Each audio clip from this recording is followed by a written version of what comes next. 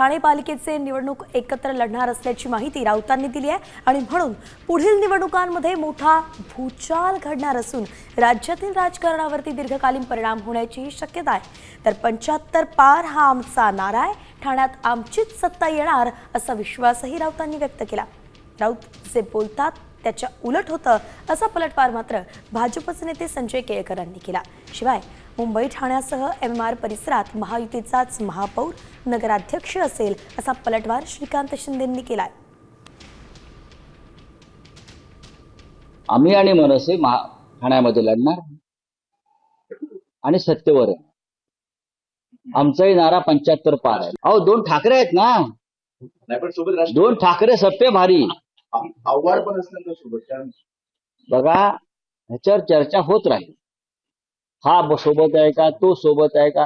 या क्षणी 2 ठाकरे करणार सगळ्यांच्या ठिकऱ्या।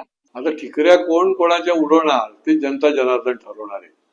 परंतु हे नक्की आहे की संजय राऊत जे बोलतात त्याच्या नेमकं उलट होत असतं। विधानसभेला देखील ते तर मुख्यमंत्री पदाची तयारी करत होते, त्याच्या नेमकं उलट झालं। असं अनेक वेळेला घडलेलं आहे। या वेळेला देखील निश्चितपणे जनता जनार्दनाच्या आशीर्वादाने हे घडेल। मी ना इकडे कोणाला आकडा वगैरे सांगायला आलो नाही। मुंबई MMR रिजन असेल किंवा महाराष्ट्र असेल, मॅक्झिमम ठिकाणी जे आहे हे महायुतीचे जे आहे हे महापौर बसतील, नगराध्यक्ष बसतील। आता थोडे दिवस जाऊ द्या ना, कॉन्फिडन्स त्यांना विधानसभेमध्ये पण होता की।